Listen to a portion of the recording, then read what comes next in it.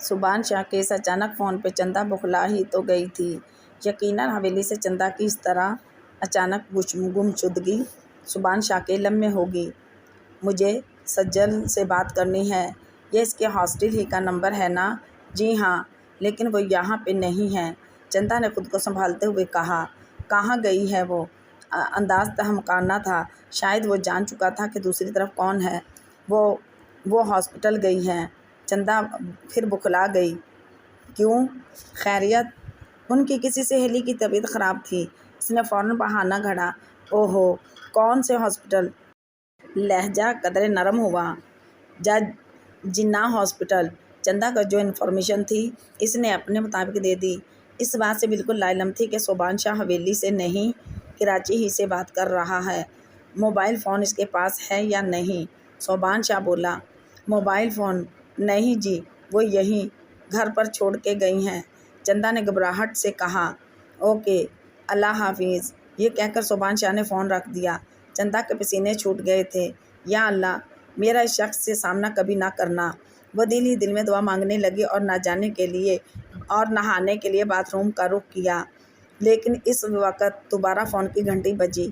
اب کہ اس کے پاؤں میں کپکپی سی آ گئی اور وہ خاموشی سے بجتے فون کو دیکھتی رہی۔ تب سے فون بج رہا ہے۔ اتھاتھیوں نہیں لی۔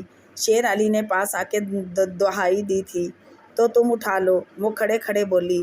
شیر علی نے بڑی ادا سے فون اٹھا لیا۔ ہیلو، شیر علی اسپیکنگ۔ کون؟ چھجل باجی؟ کش کو؟ چندہ کو؟ اوکے۔ شیر علی نے فون سنا اور بڑے اسٹائل سے چندہ کو دیکھنے لگا۔ غصے کی اداکاری خوب تھی۔ ایسے کیا گھور رہے ہو مجھے؟ کس کا فون تھا؟ چندہ نے کہا۔ تمہارے لیے ہی تھا۔ شیر علی نے اسے کمال کا ڈرایا۔ کک کس کا؟ وہ ہکلائی۔ تمہاری ہونے والی چاچ کا۔ سجل باجی تھیں اور کون ہوں گی؟ شیر علی غصے سے بولا۔ سجل باجی کیا کہہ رہی تھیں؟ چندہ کے ہوش ٹھکانے آئے۔ تھانہ لانے کا کہہ رہی تھیں۔ اسپتال؟ شیر علی نے تتلاتے ہوئے اطلاع دی۔ اچھا، میں کپڑے بدل لوں، پھر لے جاؤں گی تھانہ۔ چندہ کو بھی شوخی سوجی۔ دیکھو چندہ، میرا مذاق نہ اڑایا کرو۔ اچھا، نہیں اڑاؤں گی۔ چندہ نے پھر نقل کی۔ اللہ میاں کلے، تمہارے چھالے کے چھالے بچے توتلے پیدا ہوں اور تم ان کے ساتھ بول بول کے خود بھی توتلی ہو جاؤ۔ شیر علی نے اپنی طرف سے بد دعا دی تھی اور وہ کھڑی کھڑی ہنسنے لگی تھی۔ وہ شارق گردیزی کو پک کرنے کے لیے ایئرپورٹ کے ویٹنگ لاؤنج میں کھڑا تھا۔ 9 بجے تک فلائٹ نے لینڈ کرنا تھا۔ اس نے راستے میں سے فریش فلاورز کا ایک بوکے بھی خرید لیا تھا۔ وہ کافی دیر لاؤنج میں بیٹھا آنے جانے والوں کو دیکھتا رہا۔ کچھ اپنے اپنوں کو، دوستوں کو ریسیو کرنے کے لیے منتظر تھے تو کچھ اپنوں کو دوریوں پہ بھیجنے کے لیے اداس سے تھے۔ کہیں دیکھنے، ملنے، بات کرنے کا اضطراب تھا تو کہیں بہت عرصے تک نہ دیکھنے کی اداسی تھی۔ کہیں بے چینی تھی تو کہیں دکھ تھا۔ کچھ لوگ گھڑی کو بار بار دیکھ کے چاہتے تھے کہ وقت تیزی سے گزر جائے اور کچھ بھاگتی گھڑیوں کو قید کر لینا چاہتے تھے تاکہ ان کے اپنے کچھ اور دیر ان کے سامنے رہیں کہ زندگی کا کوئی بھروسہ نہیں ہوتا، پتہ نہیں سانس کا کون سا پل کس اپنے کو آپ سے چھین لے۔ ایئرپورٹ کا لاؤنج دراصل جذبات سے تربتر جگہ ہوتی ہے۔ اس طرح کے جذبات تو نہ کسی کی رخصتی کے وقت دیکھنے کو ملتے ہیں اور نہ ہی کسی کی پیدائش کے وقت۔ جذبات و احساسات سے پر ہیں۔ جگہ کو دیکھ کے دانیال کو بہت مزہ آ رہا تھا۔ اسی وقت فلائٹ کے لینڈ کرنے کی اناؤنسمنٹ ہوئی۔ وہ اپنی سیٹ سے کھڑا ہو گیا۔ کافی دیر بعد اسے شارق گردیزی آتے ہوئے دکھائی دیے۔ گرے کلر کے 2 پیس سوٹ میں مختصر سے سامان اور وسیع پرسنالٹی کے ساتھ۔ آتے ہوئے اسے دیکھتے ہی ایک بھرپور مسکراہٹ دی تھی۔ اس نے پھولوں کا تحفہ انہیں پیش کیا جسے لے کر وہ بڑے بھرپور انداز میں اس کے گلے لگ گئے تھے۔ ملنے کا یہ اپنائیت بھرا انداز دانیال کو بے حد پسند آیا۔ ویلکم بیک سر، دانیال نے مسکرا کر کہا۔ تھینکس ینگ مین، بہت عرصے بعد کوئی اس طرح استقبال کرنے ایئرپورٹ تک آیا ہے، بہت خوشی ہوئی تمہیں اس طرح یہاں دیکھ کر، شارق گردیزی نے مسکرا کے کہا۔ دونوں چلتے چلتے گاڑی تک آئے۔ گاڑی ایئرپورٹ سے نکل کے صاف سڑک پر چلنے لگی۔ کیسے ہو بھائی؟ سرور تو نہیں پھوڑ دیا منال نے؟ شارق گردیزی نے پوچھا۔ نہیں سر، ابھی تک تو ایسی نوبت نہیں آئی، وہ ڈرائیو کرتے کرتے بولا۔ ہے کیسی؟ وہ سائیکٹرسٹ کے پاس جاتی ہے؟ جی سر، 2-3 मीटिंग्स तो की हैं, मगर मेरा पर्सनल ख्याल है सर कि इन्हें किसी नफ्सियाती डॉक्टर की नहीं बल्कि दोस्तों की तवज्जो की, मोहब्बत की ज़रूरत है, दानियाल ने कहा। शारिक साहब देर तक इस बात में सर हिलाते रहे। हमें अंदाज़ा है दानियाल, लेकिन हम कर भी क्या सकते थे। स्टेप बाय स्टेप जिन हादसात से वो गुजरी है, इन हादसात ने उसे आदम बेजार बना दिया था। कई नौकर ड्राइवर उसकी बदतमीज़ी की वजह से फरार हो गए। वो एक बार इसने खुदकुशी की कोशिश की तो मजबूरन हमें इसके लिए साइकियाट्रिस्ट से अपॉइंटमेंट करना पड़ा। हम चाहते हैं कि वो आगे पढ़े, दोस्त बनाए। तुमसे मिलने के बाद हमारी ये ख्वाहिश हमें पूरी होती नज़र आती है। मेरा ख्याल है कि मिनाल को तुमने कुछ हैंडल कर लिया है, शारिक साहब ने पूछा। वो खामोश रहा। अब तुम्हें मज़ीद ये करना है कि इसे ज़रा पढ़ाई पे आमादा करना है, कुछ उसकी तबीयत इसकी उम्र की नॉर्मल लड़कियों की तरह बनानी है, और मुझे यकीन है कि तुम ये करने में कामयाब हो जाओगे। शारिक साहब बड़े तकय्युन से बोले। वेल, मैं क्या कह सकता हूँ सर, वो बोला। भाई कुछ म्यूज़िक ही लगा लो, एहसास तो होने दो कि वतन वापस आया हूँ। शारिक साहब के कहने पर उसने म्यूज़िक ऑन किया। टेप ऑन होते ही एक खूबसूरत सी सिंधी धुन बजने लगी। आपदा प्रवीण की आवाज़ माहौल पे छाने लगी। जानते हो दानियाल, मेरी नानी सिंधी स्पीकिंग थी और मेरे ननिहाल में सिंधी बोली जाती थी। मेरी बड़ी बहन यानी मिनाल की वालदा भी सिंधी जानते थे। सिंधी ज़ुबान से हमारी बहुत मीठी यादें बंधी हैं, बहुत मीठी सी खुशबू आती है इस ज़ुबान से। शारिक साहब के लहजे से वो मिठास झांकने लगी। फिर तो आपको सिंधी बोलनी चाहिए घर में, वो बोला। भाई ज़माना बदलने लगा है। हमारी माँ की शादी उस उर्दू स्पीकिंग फैमिली में हुई, हम उर्दू बोलने लगे। मैंने एक इंग्लिश औरत से शादी की, मेरे बच्चे इंग्लिश बोलते हैं। वैसे सच्ची बात कहूँ, शादियों का असर नस्लों पे पड़ता है। अगर शादियाँ हम ज़ुबानों में हो तो नस्लों की ज़ुबानें नहीं बदलती, लेकिन अगर एक बार ज़ुबान बदल जाए तो फिर बहुत मुश्किल होती है। शारिक साहब बहुत संजीदगी से कह रहे थे और वो खामोशी से सुन रहा था। सोच रहा था, क्या ज़ुबानें किसी की ज़िंदगी में इतनी अहम हो सकती हैं? और इस सवाल का जवाब खुद शारिक साहब ने ही दे दिया था। ज़ुबान का रिश्ता इंसान से बहुत गहरा होता है। मादरी ज़ुबान तो आपकी माँ ही की तरह होती है। आप अपने हमज़ात से इसी ज़ुबान में बोलते हो, अपने खुदा से इसी ज़ुबान में दुआ मांगते हो। आपकी रूह इस ज़ुबान में रच बस जाती है और ज़ुबान के बदलने से बहुत कुछ बदल जाता है। शारिक साहब उससे अपने ख़यालात शेयर कर रहे थे और वो उनके अंदर के इंसान को लम्हा लम्हा पढ़ रहा था, जो बहुत गहरा भी था और मीठा भी। बज़ाहिर स्टीयरिंग और रफ़ एंड टफ पर्सनैलिटी का मालिक इंसान अंदर से इतना नरम हो सकता है, दानियाल ने ड्राइव करते करते सोचा था। हैरत अंगेज़ तौर पर चंदा के ब्लड सैंपल अदनान से मैच हो गए थे। सभी ने सैंपल दिया था लेकिन बी नेगेटिव किसी का ब्लड ग्रुप ना था। चंदा जैसे ही आई, सज्जल ने इसका ब्लड सैंपल भी दिलवा दिया और इत्तेफाक से इसी का ब्लड मैच हो गया। डॉक्टर ने फ़ौरन इसका ब्लड कलेक्ट करना शुरू किया। वो बेड पे लेटी थी, इसके दाएं हाथ की शरियान में ड्रिप की सुई घुसी, उसकी रगों से खून निकाल रही थी। खून की बोतल भरती जा रही थी और बोतल की दूसरी तरफ वाली नलकी वही खून अदनान के जिस्म में मुंतकिल कर रही थी। मुंतकिली का ये अमल जारी था, लेकिन चंदा फ़कत अपना खून मुंतकिल नहीं कर रही थी, बल्कि खून के साथ साथ अपना दिल, अपनी उम्र की ख्वाहिशात, अपने अरमान, सभी कुछ इस अनजान शख्स को दे रही थी। न जाने इसे लम्हे भर में क्या हो गया था। इसी पल, जिस पल ये नाआशना सा रिश्ता जुड़ा, इसीलिए मैं चंदा ने अपने दिल में एक अजीब सी हलचल महसूस की। इश्क के आवारा बबूल का पहला कांटा उसके पाँव में चुभा। मोहब्बत का फरिश्ते ने लहू की मुंतकिली के हमरा रूह की मुंतकिली भी शुरू कर दी। वो यकटिक इस अजीब इंतहा बेपसंद लड़के को देख रही थी, जो इसकी मालकिन सज्जल से मोहब्बत करता था और मोहब्बत की इस इंतहा तक था कि अपनी ज़िंदगी तक गंवाने पर तुल गया था। और वही लड़का चंदा को अपने दिल में धड़कता महसूस हो रहा था। वो सज्जल की सबसे बड़ी खैर ख्वाह, उसकी सहेली, उसकी हमराज। क्या वो किसी की अमानत पे डाका डाल रही थी? मगर नहीं, अदनान की मोहब्बत अब सज्जल की अमानत ना थी, वो सोबान शाह की हो चुकी थी। शरई तौर पे यक्के पक्के कागजी तरीके से, और ये रिश्ता टूट था, मजबूत था, मगर टूट भी तो सकता था। सज्जल बाजी अदनान की हो भी तो सकती हैं। दिल के अंदर एक खदशे ने सर उठाया, एक नगोड़ सा एहसास दिल में जागा। काश ऐसा ना हो, काश सज्जल बाजी अदनान को कभी ना मिले, काश वो सुबान शाह को कबूल कर लें, من پاپی ہو جائے تو کوئی دوستی کوئی ناتا مول نہیں رکھتا، مول رکھتا ہے تو فقط وہ احساس جو دل پہ حاوی ہو جائے، جو رگوں میں بس جائے، جو دل کا موجودہ نظام تہس نہس کر ڈالے، جس کے جنم پانے کے بعد سب کچھ پرایا لگے، دھوکہ اور فریب لگے۔ اور ایسے ہی احساس نے چندا کے اندر جنم پا لیا تھا۔ محبت تھی، دھوکہ یا فریب، وہ اپنا آپ کھو رہی تھی۔ دل کا موجودہ نظام تہس نہس ہو رہا تھا، رگوں میں بس کے سب کچھ اپنے بس میں کر رہا تھا۔ خون کی منتقلی ہر احساس کو منتقل کر رہی تھی۔ عدنان کی روح میں بس وارفتہ محبت چندا کے دل میں جاگ رہی تھی۔ عشق کا شین اپنا علم بلند کر رہا تھا۔ عدنان کو ہوش آ چکا تھا، مگر وہ آنکھیں موندے لیٹا تھا، جیسے کہ ہوش میں آنا نہ چاہتا ہو۔ کوئی اسے پکارتا تو آنکھ کھول کے دیکھ لیتا، ورنہ ماحول سے یکساں بیگانہ ہو کے سویا رہتا۔ سجل کمرے کے باہر کھڑی تھی اور تمام دوست اسے سمجھائے جا رہے تھے۔ سجل پلیز تم کچھ اس کی زندگی کا خیال ہی کر لو، زیادہ نہیں تو فی الحال اسے یہ احساس دلاؤ کہ تم کہیں نہیں جا رہی ہو، اس کے پاس ہی ہو۔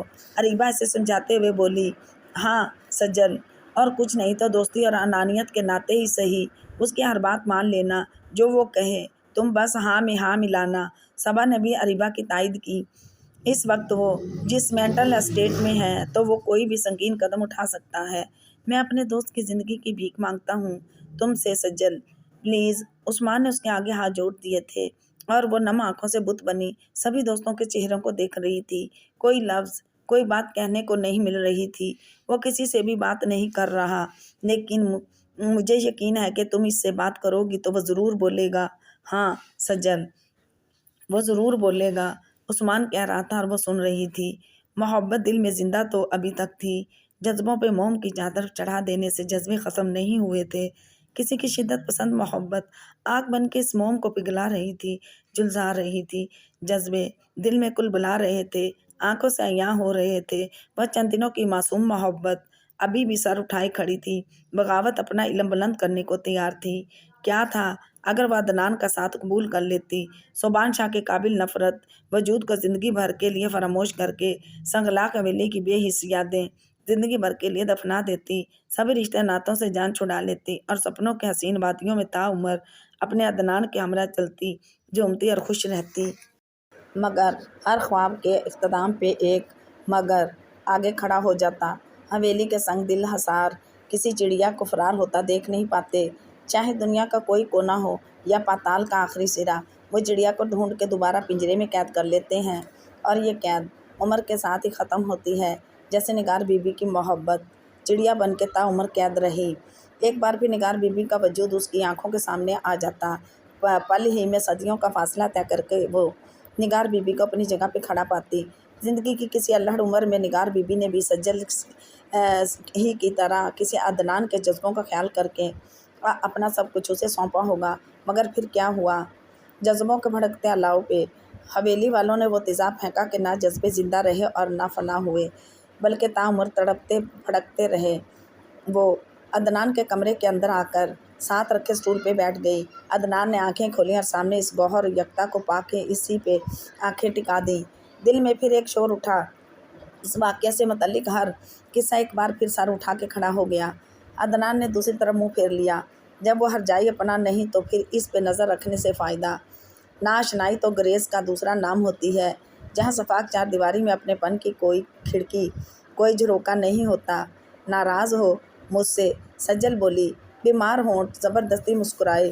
ناراض ہونے کے سبھی حقوق کھو چکا ہوں میں، وہ بولا۔ ہونٹ بہت عرصہ چپ رہنے کی وجہ سے بولتے ہوئے دکھے تھے۔ مجھ سے خفگی تھی تو مجھ سے لڑتے، مجھے نقصان پہنچاتے، یوں اس طرح خود کو تکلیف دینے سے کیا حاصل؟ وہ نم آنکھوں سے دیکھے گئی۔ میری تکلیف سے تمہیں تکلیف نہیں ہوئی، میری موت کیا تمہیں موت نہ دے دیتی؟ وہ اس کے چہرے پہ اپنی آنکھیں نکال کے ٹکا کے بولا۔ سوال خاصا کٹھن تھا، وہ کچھ بول ہی نہیں پا رہی تھی۔ اب اچھے بچوں کی طرح ٹھیک ہو جاؤ اور ہفتے کے بعد پیپر کی تیاری کر لو، میرے پیچھے اپنے ایگزام چھوڑنے سے کیا فائدہ؟ سجل نے بات تبدیل کی۔ تم نہیں تو کسی بھی چیز کا کوئی مول نہیں، وہ کہہ رہا تھا۔ مول ہے، کیوں مول نہیں؟ تمہیں اپنی نہیں تو میری خوشی کا خیال تو کرنا چاہیے، اس طرح مجھے اذیت تو نہ پہنچاؤ، زندگی کی ہر سانس میرے لیے تکلیف دہ تو نہ بناؤ۔ عدنان، میں تمہیں اس طرح نہیں دیکھ سکتی، وہ رو کے کہہ رہی تھی۔ میری آنکھوں کو نہ جانے کیا کیا دکھاتی ہو اور مجھ سے کہتی ہو کہ تم مجھے اس طرح دیکھ نہیں سکتی۔ کہاں کا انصاف ہے یہ، کہاں کا منصف ہو تم؟ وہ اداس لہجے میں گویا ہوا۔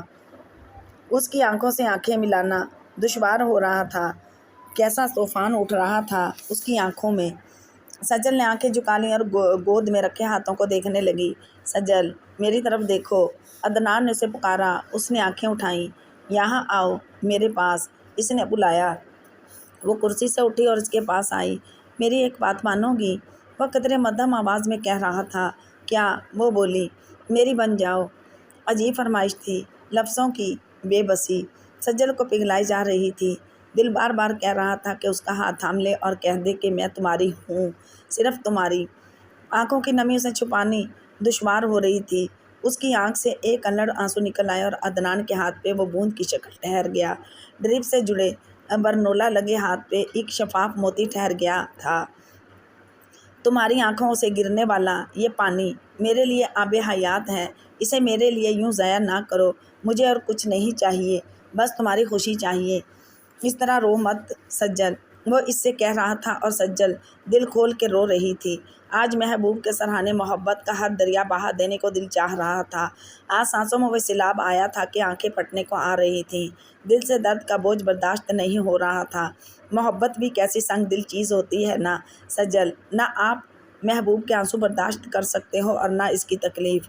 کیوں؟ دل کی خوشی فقط محبوب کی ہنسی سے مشروط ہوتی ہے، کیونکہ دل فقط یہ چاہتا ہے کہ آپ کی آنکھوں کے سامنے ہر وقت محبوب کی صورت رہے اور دل کے صحرا کی مٹی پہ اوس کی صورت برسے، محبوب کی ہنسی، اس کی خوشبو، اس کی خوشیاں۔ کیوں دل یہ چاہتا ہے؟ بتاؤ نا سجل، دل ایسا کیوں ہوتا ہے؟ عدنان کے لفظ اس کے اندر کی محبت کو تپا رہے تھے، کسی امتحان میں ڈال دیا تھا۔ محبت نے اسے ایک طرف اصول تھے تو دوسری طرف محبت اور اس کی زندگی۔ میں چلتی ہوں عدنان، چندہ کو گھر لے جانا ہے، اسے کچھ کھلانا پلانا ہے۔ 2 بوتل خون نکلا ہے اس کے جسم سے، ڈاکٹر نے کہا ہے کہ جوسز وغیرہ دینے ہوں گے اس سے۔ وہ کہنے لگی، اگر کسی کا خیال ہے سجل نواز شاہ کو، سوائے میرے، سوائے اس شخص کے جو اس کی جی جان سے چاہتا ہے۔ وہ اداس لہجہ سجل کو تڑپانے لگا۔ اسی لمحے اریبہ اندر آئی اور سجل موقع دیکھتے ہی وہاں سے جانے لگی۔ ڈاکٹر ثبت حسن ملک تھک ہار کر اپنی کلینک میں آ گئے تھے۔ کسی کی لیبروسکوپک سرجری انجام دی تھی۔ دماغ کافی تھکاوٹ کا شکار ہو گیا تھا، اور پھر ڈاکٹر ایک مشینی آدمی ہی تو ہوتا ہے۔ کیا دن، کیا رات، کیا صبح، کیا شام، اس کا کام کبھی ختم نہیں ہوتا، ہر وقت ایمرجنسی ڈیوٹی کی نظر ہو جاتا ہے۔ ثبت نے انٹر کام اٹھا کے 1 کپ چائے کا آرڈر دیا۔ اسی دم ڈاکٹر نشاط اندر داخل ہوئی۔ سر، سرجری پیشنٹ کو ICU شفٹ کر دیا ہے، ایک ڈیلیوری کیس ہے، شاید سیزیرین ہو، آپ کو ہی کرنا پڑے، ڈاکٹر نشاط نے کہا۔ ڈاکٹر نشاط، ایسا ہے کہ میں بہت تھک چکا ہوں، سیزیرین ابھی آپ خود ہینڈل کر سکتی ہیں۔ باسط کے دوست کی وجہ سے کل رات سے میں ہاسپٹل میں ہی ہوں، کچھ ریسٹ کرنا چاہتا ہوں، ثبت نے کہا۔ اوکے سر، کیس میں ہینڈل کر لوں گی، آپ فکر نہ کریں اور گھر چلے جائیں، نشاط نے کہا۔ چائے منگوائی ہے، وہ بھی پی کے عدنان کو ذرا دیکھوں گا اور پھر گھر جاؤں گا، وہ بولا۔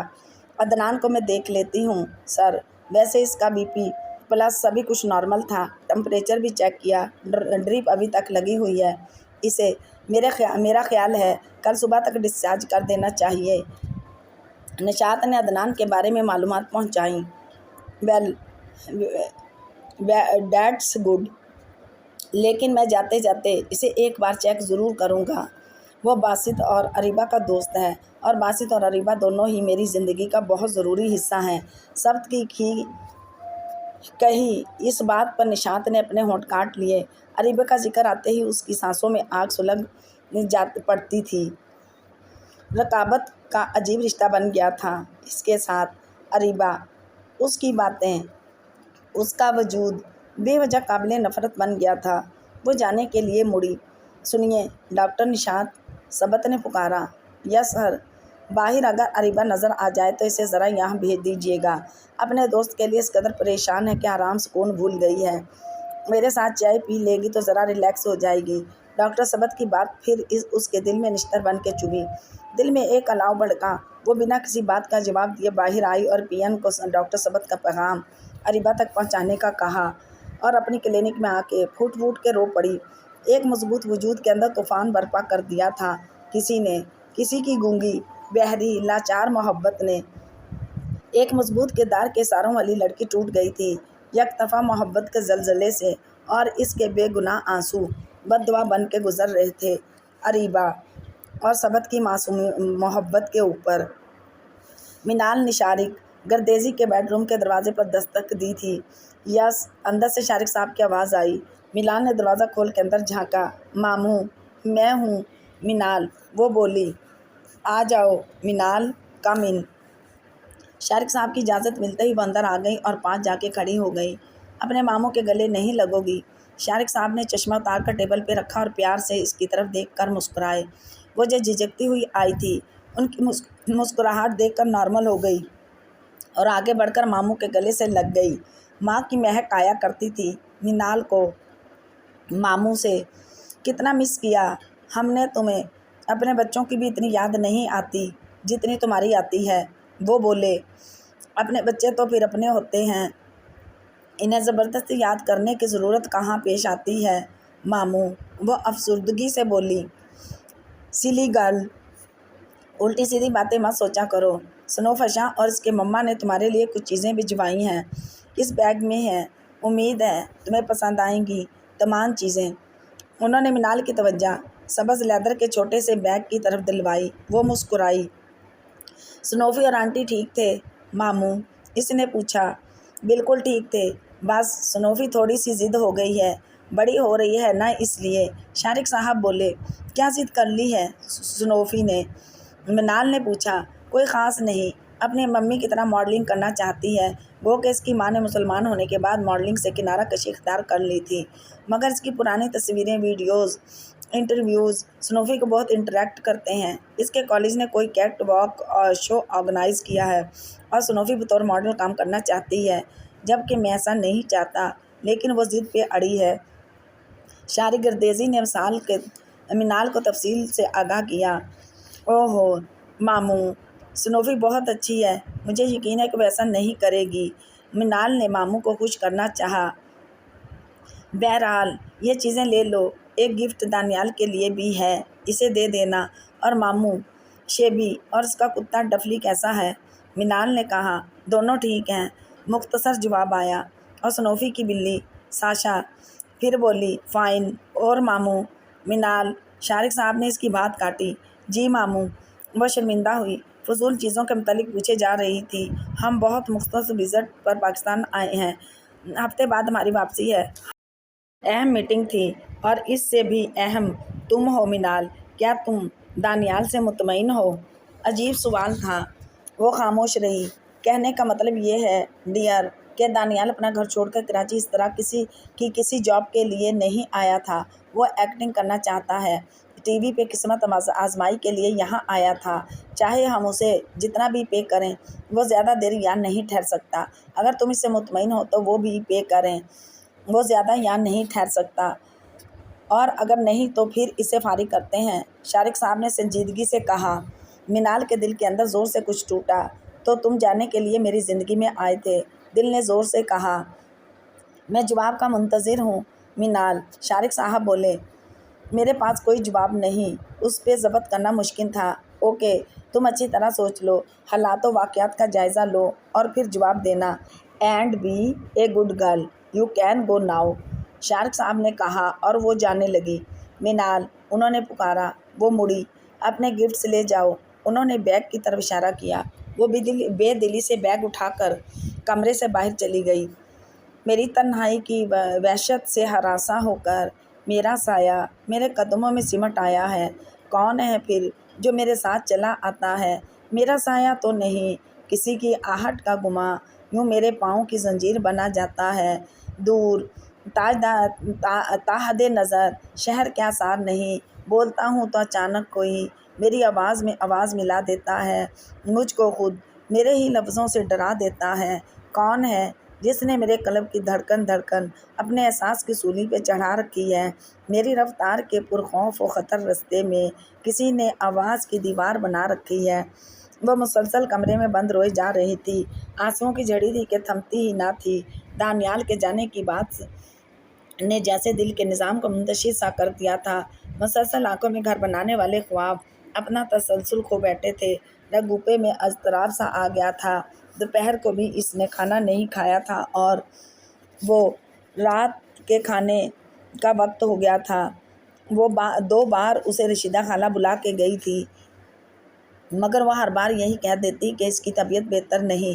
اتنی تنہا تو وہ تب بھی نہیں ہوئی تھی جب امی مر گئی تھیں۔ وہ سوچتی رہی، فقط کسی کے چلے جانے کے احساس نے دل کی حالت دگوں کر دی تھی۔ چلے جانا، بچھڑ جانا، تا عمر صورت دیکھنے کو ترستے رہنا، کیا اس لیے کوئی اس کی زندگی میں آتا ہے؟ بنجر دل کی زمین پہ پیار کی بارش برسا کر پھول اگاتا ہے اور پھر عمر بھر کے لیے ان پھولوں کو مرجھا جانے کے لیے چھوڑ جاتا ہے۔ کیوں کر تم نہ آتے، مجھے مرنے دیتے؟ 1 بار، 2 بار، 6 بار، کتنی بار ماموں مجھے بچاتے۔ آخر کار وہ بھی تھک جاتے، مجھے مرنے کے لیے آزاد کر دیتے، میں مر جاتی، میری راہ سے تمہاری گزر ہی نہ ہوتا۔ مگر اب تو میں مر بھی نہ پاؤں گی، اب تو تم نے میری موت بھی مجھ پہ مشکل کر دی ہے، مجھے موت سے خوف آنے لگا ہے۔ وہ بند کمرے کی تنہائی میں بلک رہی تھی۔ دروازے پہ دستک ہوئی۔ وہ دستک دینے کے انداز سے سمجھ گئی کہ کون ہوگا، لہٰذا خاموش رہی۔ لیکن دانیال نے اجازت کی ضرورت محسوس نہیں کی تھی اور اندر آ گیا۔ اس کے ہاتھ میں کھانے کی ٹرے تھی۔ اندھیرے کمرے میں لیمپ کی روشنی میں سے منال نظر آئی، سیاہ لباس، بکھرے بال، روئی آنکھیں اور بکھرا سب کچھ۔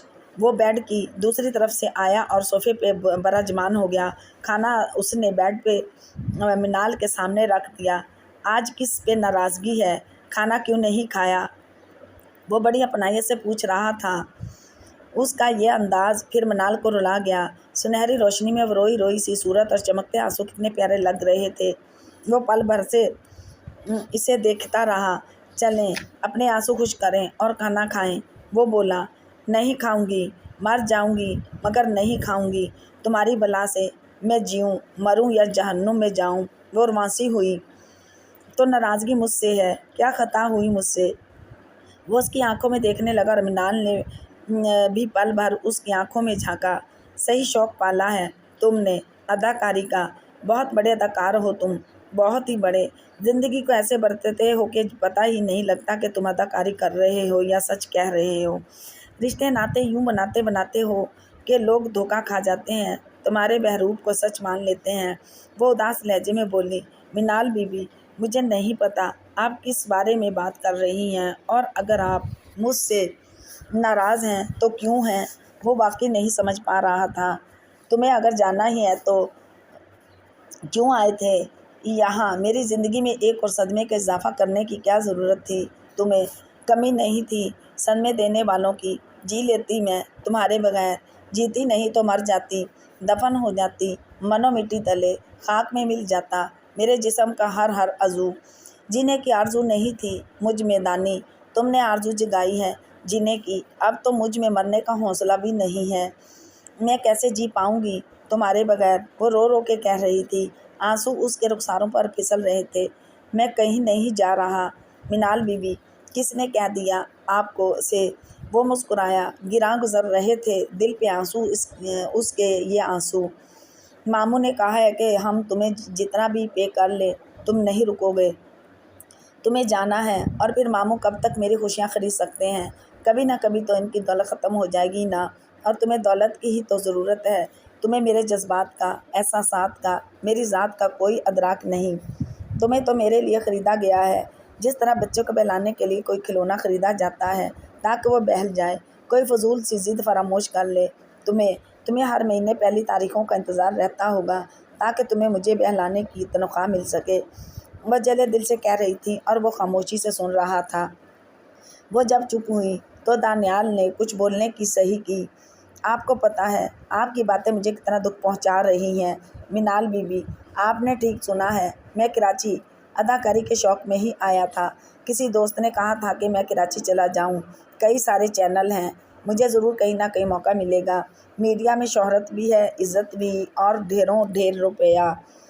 فقط 1 منٹ کا ایڈورٹائز کرو تو لاکھوں روپے ملتے ہیں۔ جب میں ساہیوال میں اپنے گھر میں اماں کو 10 روپے کی سبزی منگوا کر ہانڈی پکاتے دیکھتا تھا تو لاکھوں روپوں کے کڑکڑاتے نوٹ میرے ذہن میں جاگتے تھے۔ میری انہی تصورات نے میری خواہش کو تقویت بخشی۔ میرا دوست نیازی شہر پڑھنا چاہتا تھا۔ FSC کے بعد اس کا انجینئرنگ کالج میں داخلہ نہیں ہوا۔ وقت گزاری کے لیے اس نے BA کے پیپر دے ڈالے، لیکن انجینئر بننے کی خواہش ختم نہیں ہوئی۔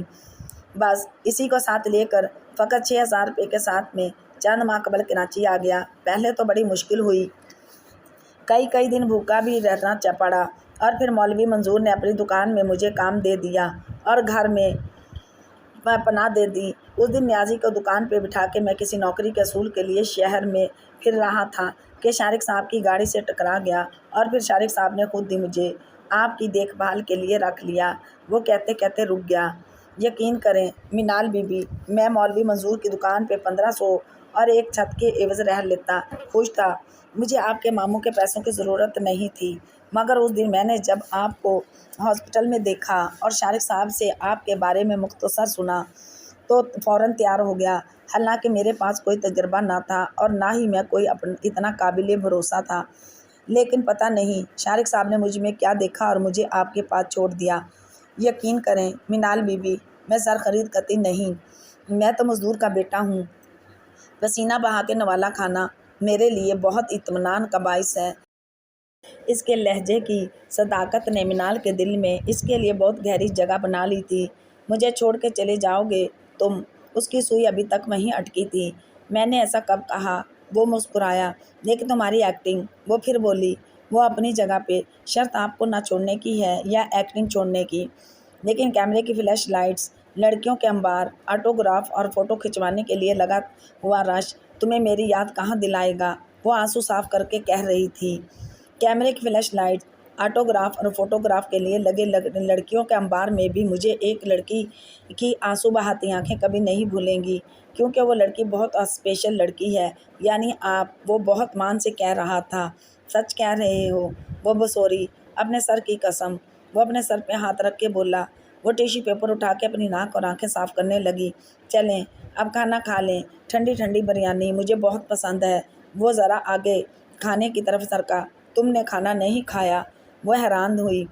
کیا کروں منال بی بی، آپ کی ڈانٹ کے بغیر کھایا ہی نہیں جاتا کھانا، 2 مہینے سے عادت ہو گئی ہے نا۔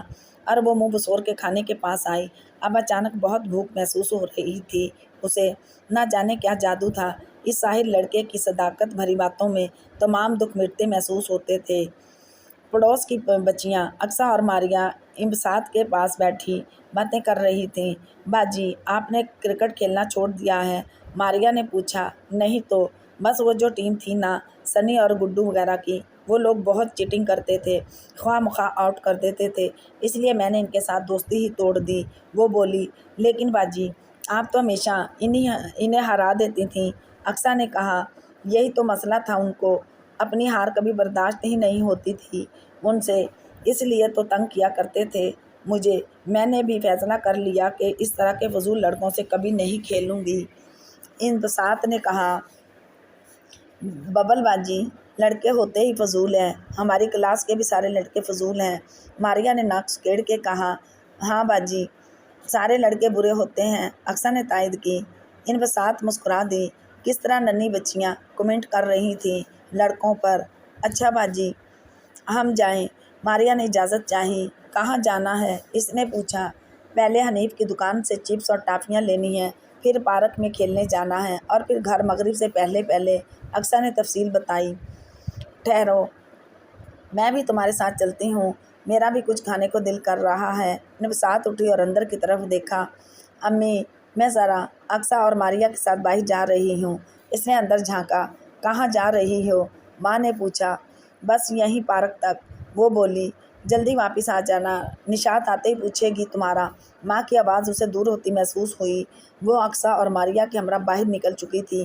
ابھی وہ تینوں دکان پہ پہنچی ہی تھیں کہ 4 لڑکوں کا گروپ فضول باتوں پہ ہنستے ہوئے کونے میں کھڑا تھا۔ 2 موٹر سائیکلیں بھی تھیں ان کے پاس۔ ان میں سے ایک لڑکے کی نظر اس پہ پڑی اور وہ یک ٹھیک اسے دیکھے گیا۔ لڑکی تو بڑی کمال کی ہے، داؤد نے کہا۔ ننھی بچی کی بات کر رہے ہو؟ فیصل نے ماریا کی طرف اشارہ کیا۔ نہیں، اس کی ماں کی بات کر رہا ہے، ثاقب نے کہا۔ تجھے کس نے کہا؟ وہ ماں ہے، بڑی بہن بھی تو ہو سکتی ہے، داؤد پھر بولا۔ آج کل کی ماں اس طرح کی ہوتی ہیں، بچوں کے بڑی بہنیں لگتی ہیں، ثاقب نے مسکرا کر سرگوشی کی۔ حمزہ کی آنکھیں اسی طرح انبساط پر اٹکی تھیں، وہ ان کی گفتگو سے بالکل کٹا ہوا تھا۔ اسے دیکھ کیا ہوا ہے؟ فیصل نے حمزہ کی طرف اشارہ کیا۔ کرنٹ لگ گیا ہے۔ کیا اسے دیکھ کے؟ داؤد نے اسے بازو سے پکڑا، وہ بے دلی سے مسکرایا۔ چیز تو کمال کی ہے، داؤد پھر بولا۔ حمزہ نے فوراً انگلی اٹھائی، اس کی آنکھوں میں اشتعال سا آیا۔ جس لڑکی پہ حمزہ تیمور کی نظر پڑ گئی، اس کے متعلق کوئی کمنٹ نہیں کرے گا، اس نے تنبیہ کی۔ وہ تینوں خاموش ہو گئے۔ پہلے جن 26 لڑکیوں کو تو ہماری بہن بنا چکا ہے، ان کا کیا بنے گا؟ فیصل نے مذاق اڑایا۔ اسے 27ویں سمجھو، مگر بہن بنا لو۔ حمزہ کی نظر بدستور اس پر تھی۔ مجھے یہ ہر حال میں چاہیے، وہ تقین سے بولا۔ رشتہ مانگ لیں، داؤد بولا۔ کچھ کرو بس یہ لڑکی لا دو، وہ بولا۔ حمزہ تیمور ان تینوں کے گروپ کا سب سے ضروری چوتھا ستون تھا۔ اس کے پاس جتنے پیسے تھے وہ ان تینوں کے لیے بھی تھے۔ یہ چاروں دوست مل کے آوارہ گردی کرتے، لڑکیوں کو چھیڑتے، ان سے جھوٹی محبت کی قسمیں کھاتے، اپنے پیسے برباد کرتے۔ امیر ماں باپ کی بگڑی تگڑی اولاد تھے تینوں، مگر حمزہ توقیر ان سب سے زیادہ پیسہ رکھتا تھا۔ والد امریکہ میں رہتا تھا، کبھی کبھی آیا کرتا تھا۔ یہاں کا بنگلہ، بینک بیلنس، سبھی کچھ اس اکلوتے کا تھا۔ انبساط اقصیٰ اور ماریا کے ہمراہ ان کے آگے سے گزر گئی اور حمزہ توقیر دیر تک اسے دیکھتا رہا۔ اب تو یا یہ لڑکی ہوگی یا پھر کچھ نہیں ہوگا، وہ مضبوط لہجے میں بولا۔ آ جاتے ہیں کہیں سے اٹھ کے، آوارہ، بد شکل، نفرت ہے مجھے اس طرح کے لڑکوں سے، انبساط نے دل ہی دل میں کہا تھا۔